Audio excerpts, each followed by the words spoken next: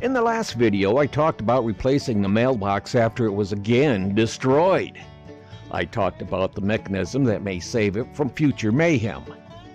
The video was extremely long, and therefore I created this video to talk briefly about the mailbox itself.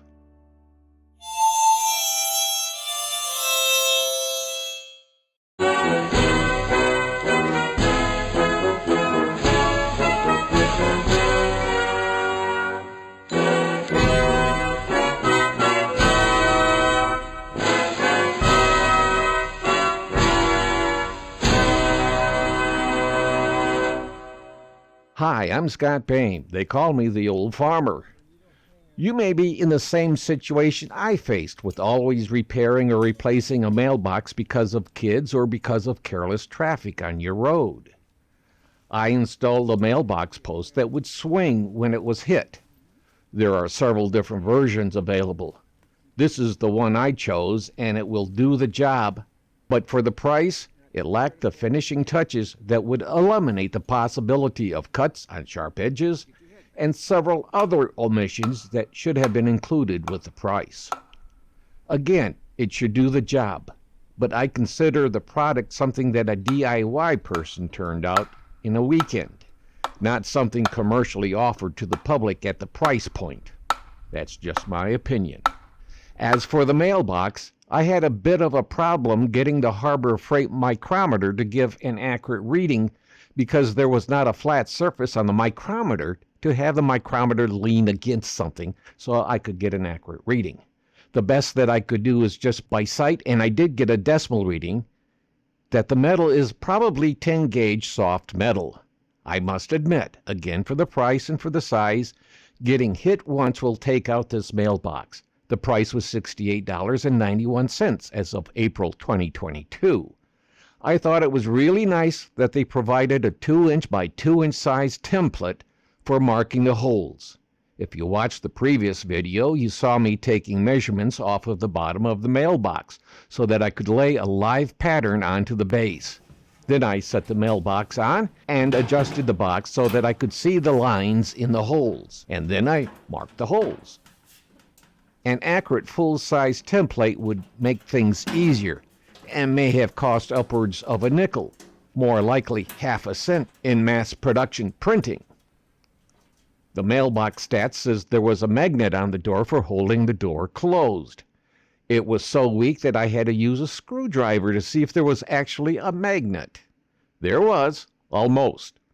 Granted, it didn't need to be able to lift a car off the ground, but maybe 4 times stronger would have been better, costing at the most $1 more.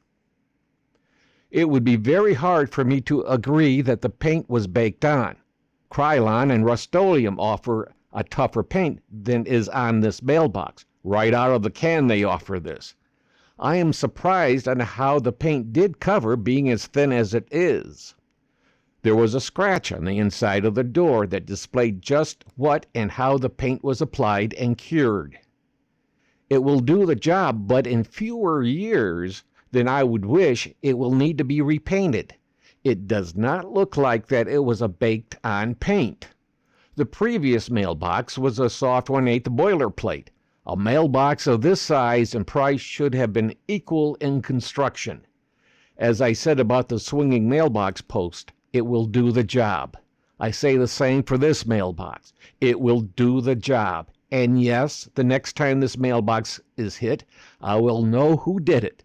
I think only one time of all the times it was damaged previously that it was actually a malicious destruction. The rest of the time I think it was careless driving of machinery by farmhands. I have great farmers for neighbors, and I'm proud to be their neighbors. They are old-fashioned, honest, and treat everyone with respect. And they are my example of how decent individuals should behave towards others. They have my highest respect. And that goes for most of the hired hands, too, except for one who should take a refresher in driver's education.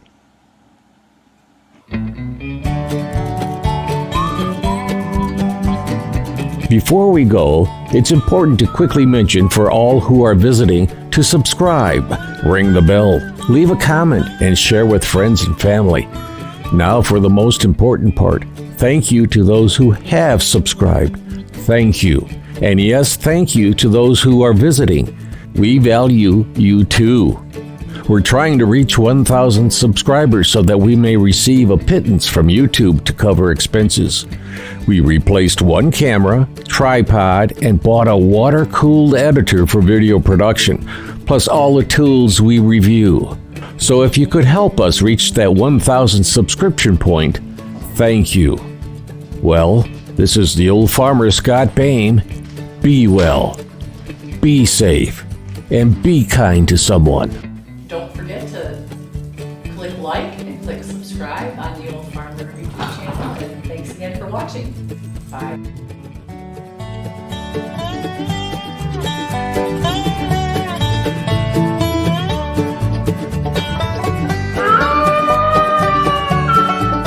The VFW National Home for Children, providing families of veterans and active duty military opportunities for growth and development in a nurturing community.